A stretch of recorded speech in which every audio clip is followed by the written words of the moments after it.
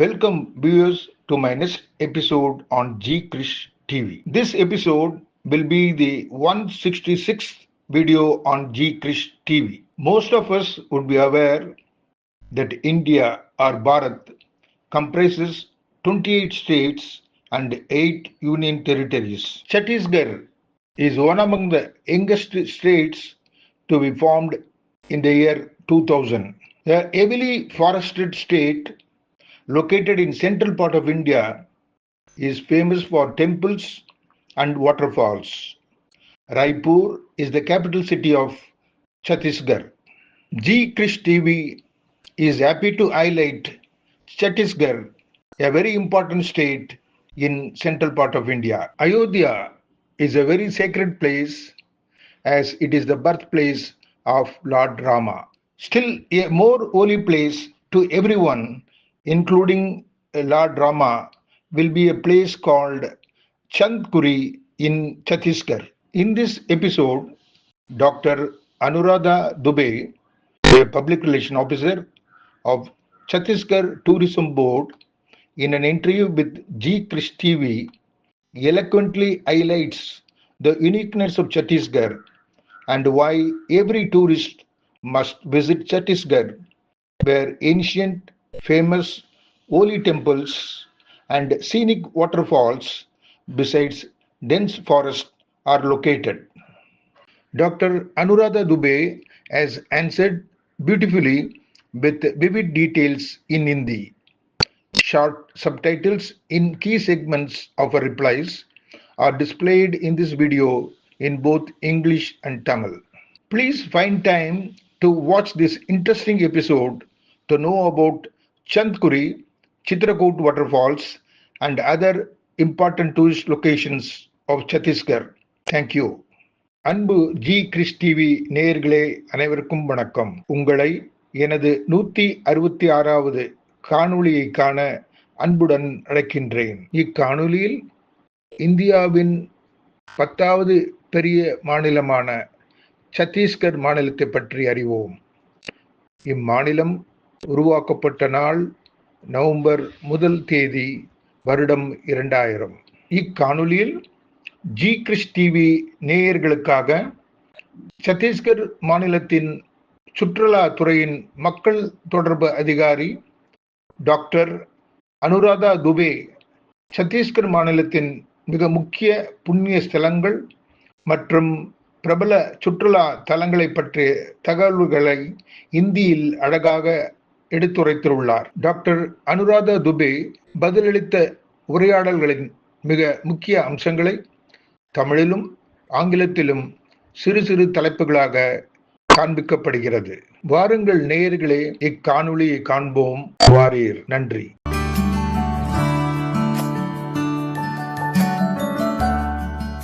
Namaste, Vanakkam. On behalf of G Krish TV, I'm just greeting you.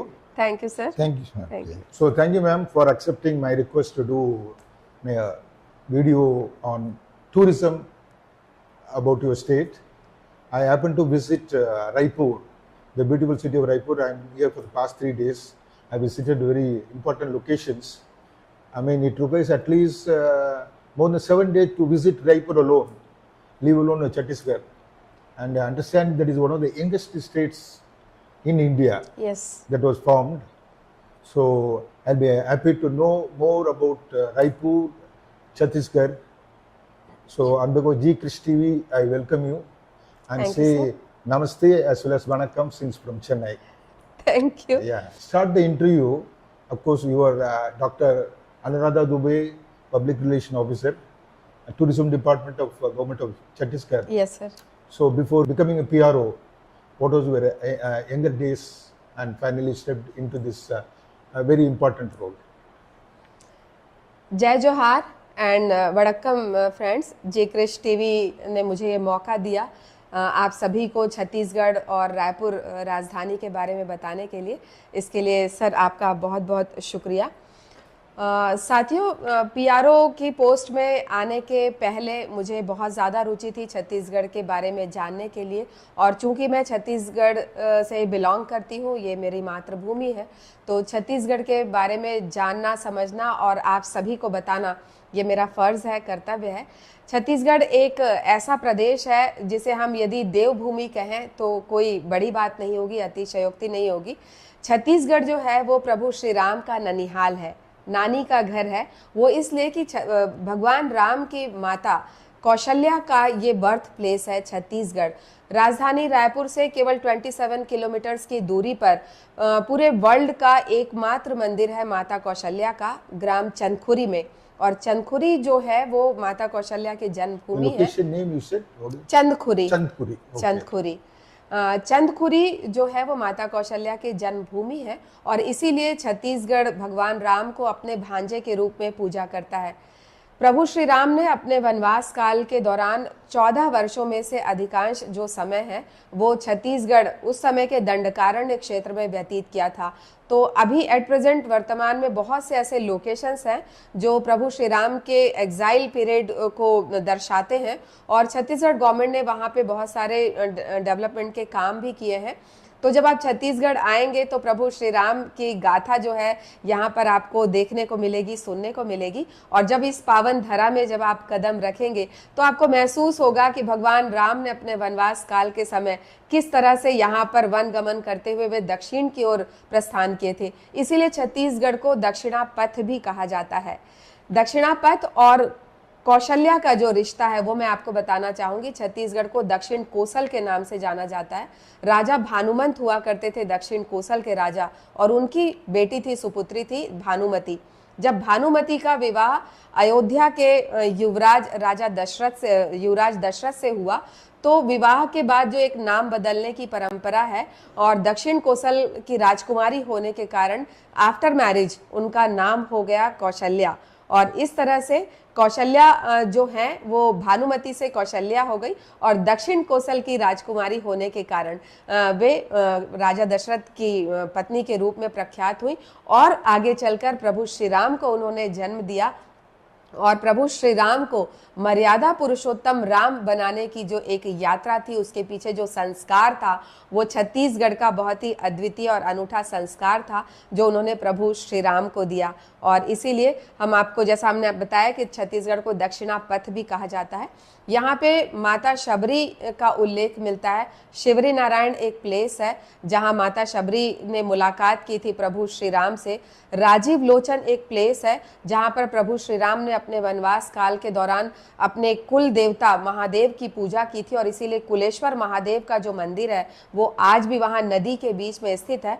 Rajim को छत्तीसगढ़ का प्रयागराज भी कहा जाता है। जिस तरह से इलाहाबाद में 3 नदियों का संगम है, उसी तरह से राजिम में 3 नदियों का संगम है, और मृत्यु के बाद जो संस्कार होते हैं वो यहाँ छत्तीसगढ़ में भी होते हैं। छत्तीसगढ़ के राजिम जो प्रयागराज है वहाँ पे इस संस्कार होते हैं। तो छत्तीसगढ़ एक ऐसी भूमि है कि जब आप यहाँ आएंगे, मैं आपको बता दूं कि 44% फॉरेस्ट जो एरिया है जो छत्तीसगढ़ का वो कवर्ड करता है। तो ग्रीनरी यहाँ पर बहुत ज़्यादा है, यहाँ पे खनिज संसाधन बहुत ज़्यादा है, यहाँ पे धार्मिक और आध्यात्मिक दृष्टि से यहाँ पे बहुत से लोकेशन है। 52 शक्तिपीठों में से एक शक्तिपीठ बस्तर के दंतेवाड़ा में स्थित है, जिसे हम माँ दंतेश्वरी के रूप में जानते हैं, जहाँ पे माता सती का दांत गिरा था और उसे दंतेवाड़ा के रूप में हम जानते हैं। तो इस तरह से शक्तिपीठ भी यहाँ पर है। डोंगरगढ़ यहाँ से करीब 150 किलोमीटर की दूरी पर है, जहाँ पर महाराष्ट्र से और बाकी स्थलों से लोग आते हैं दर्शन करने के लिए। माता बमलेश्वरी का मंदिर यहाँ पर पहाड़ पर स्थित है। प्रभु वल्लभाचार्य जिसे भगवान कृष्ण का अवतार माना जाता है, प्रभु वल्लभाचार्य की जन्मस्थली यहाँ पर है। संत कबीर की तपोभूमि छत्तीसगढ़ में स्थित है। तो इस तरह से ये जो पूरी भूमि है ये बहुत ही ज़्यादा पावन एक भूमि है, जहाँ पर आपको सभी तरह के धर्म संप्रदाय और इस तरह के जो आध्यात्मिक स्थल है, पौराणिक स्थल है, वो यहाँ पर आपको देखने को मिलेंगे। तो आप छत्तीसगढ़ आएँ और इन सारे लोकेशंस को आप देखें और छत्तीसगढ़ के बारे में जानें और पहचानें कि छत्तीसगढ़ कितना खूबसूरत राज्य है पर्यटन की दृष्टि से। Madam, very nicely you articulated about pilgrimage center, especially on Lord Rama's mother Kaushalya. Those who want to see tourist locations, I want details from you. Chhattisgarh के बहुत ही खूबसूरत पर्यटन स्थल हैं जो नैसर्गिक सुंदरता से भरे हुए हैं और नेचुरल ब्यूटी, जैसा कि मैंने आपको बताया कि फॉरेस्ट एरिया जो है यहाँ का 44% जो एरिया है फॉरेस्ट का वो यहाँ की लैंड को कवर करता है। तो बहुत ही खूबसूरत लोकेशन यहाँ पर है। यहाँ पर छत्तीसगढ़ का शिमला कहा जाने वाला मैनपाट एक लोकेशन है बहुत ही खूबसूरत, जहाँ आप ठंड के दिनों में ओस की जो बूंदें हैं वो जम जाती है, वो बर्फ बन जाती है, माइनस में यहाँ पर टेम्परेचर होता है। तो मैनपाट एक जगह है। बस्तर आप यदि जाएंगे छत्तीसगढ़ के लोकेशन में तो बस्तर में एशिया का लार्जेस्ट नियाग्रा वाटरफॉल है, जिसे इंडिया का मिनी नियाग्रा कहा जाता है। तो चित्रकूट वाटरफॉल यहाँ पर है, तीरथगढ़ वाटरफॉल यहाँ है। और मैनपाट का जैसा मैंने आपको बताया कि मैनपाट जो है शिमला के रूप में जाना जाता है। यहाँ पे एक हिली एरिया ऐसा है जैसे लद्दाख में आप मैग्नेटिक हिल के नाम से आप जानते हैं लेह लद्दाख में, उसी तरह से मैनपाट में एक हिली एरिया है जिसे उल्टा पानी के नाम से जाना जाता है। वहाँ एक छोटी सी एक पानी की धारा जो है वो प्रवाहित हो रही है और उसमें जब आप अपनी नाव, कागज की नाव डालते हैं तो वो उल्टी दिशा की ओर बहती है। एक लैंड ऐसी है जहाँ पे आप जंप करते हैं तो वो हिलती है वो लैंड, ये भी मैनपाट में है। और मैनपाट के अलावा बस्तर में बहुत सारे लोकेशन है। सरगुजा यहाँ का जो एक क्षेत्र है, सरगुजा में जशपुर है और जशपुर में सारूडी का एक टी गार्डन है, चाय बागान भी छत्तीसगढ़ में आपको देखने को मिलेगा। बस्तर में कॉफ़ी आपको बनते हुए देखने को मिलेगी, कॉफ़ी यहाँ की फेमस है बस्तर की।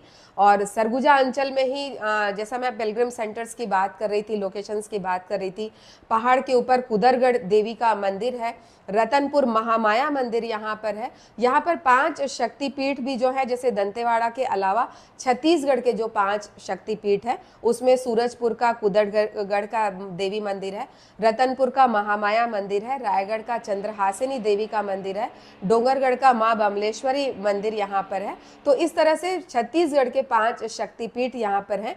इसके अलावा बहुत ही खूबसूरत आपको चिल्फी यहाँ पे एक हिली एरिया दिखेगा और जो सरोदा दादर, बहुत से छत्तीसगढ़ टूरिज्म बोर्ड के द्वारा जो रिजॉर्ट्स बनाए गए हैं वो बहुत ही खूबसूरत लोकेशन पर बनाए गए हैं। तो जब भी आप छत्तीसगढ़ आएंगे तो इन खूबसूरत लोकेशन को आप देखेंगे। एक सबसे बड़ी बात मैं आपको बता दूं, बस्तर में कांगेर वैली नेशनल पार्क के अंदर एक धुड़मा रास विलेज है जिसे संयुक्त राष्ट्र ने, यूएनओ ने इसे लिस्टेड किया है अपने अपग्रेड प्रोग्राम के लिए और वर्ल्ड के 20 विलेज का सिलेक्शन किया गया है। उसमें इंडिया से केवल एक विलेज का सिलेक्शन हुआ है, वो धुड़मा रास है। और सेंट्रल गवर्नमेंट ने अभी वर्ल्ड टूरिज्म डे 27 सितंबर को धुड़मा रास को और चित्रकूट जो लोकेशन है उसको फर्स्ट प्राइज दिया है, बेस्ट टूरिज्म विलेज के रूप में उसे प्राइज दिया गया है। तो इस तरह से बहुत ही खूबसूरत लोकेशन हमारे यहाँ पर स्थित है जिसे देखने के लिए आप इन्वाइटेड हैं। Again, you beautifully give description regarding the tourist locations of Chhattisgarh and other Raipur and other locations. I understand that you are a news anchor and you also acted in movies. Okay, so can you just brief to our G Krish TV viewers on this? Friends, मैं अपने काम के अलावा, office के काम के अलावा छुट्टी के दिनों में मैं दूरदर्शन रायपुर में न्यूज़ एंकरिंग करती हूँ, प्रोग्राम्स होस्ट करती हूँ। छत्तीसगढ़ गवर्नमेंट के बहुत सारे जो प्रोग्राम होते हैं, जो आयोजन होते हैं, उसकी मैं स्टेज एंकरिंग करती हूँ। कथक की मैं आर्टिस्ट हूँ और इंटरनेशनल लेवल पर करीब 10 देशों में मैंने अपने कथक डांस का परफॉर्मेंस दिया हुआ है और अभी भी स्टिल कथक की जो ये यात्रा है ये जारी है। और इसके अलावा मैंने बहुत सारी रीजनल मूवी में एक्टिंग की है। छत्तीसगढ़ की लगभग 20 फिल्मों में मैंने एक्टिंग किया है। भोजपुरी फिल्मों में करीब 8 से 10 फिल्मों में मैंने एक्टिंग की है। हिंदी की एक फिल्म है चमन बहार, हिंदी मूवी, जो कि नेटफ्लिक्स पर है, आप उसे देख सकते हैं, उस पर मैंने एक्टिंग की है। तो इस तरह ये मेरा छोटा सा प्रोफाइल है। Oh, छोटा, it is a very rich profile. Okay. और जैसा कि जी कृष टीवी के लिए ये वीडियो तैयार हुआ है, तो मैं जी कृष टीवी को ये वीडियो उनके चैनल में अपलोड करने के लिए मेरी तरफ से परमिशन है।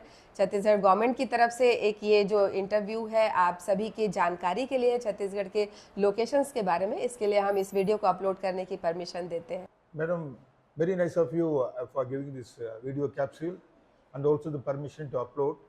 So thank you very much. You are well, as I said earlier, well articulated in Hindi, and viewers will enjoy your presentation on this. I'll be happy to see you speaking in Tamil because Tamil is a beautiful Sure, language. sir. Sure, I sir. think people like you who are going to speak in Tamil, all the more it adds beauty to your language.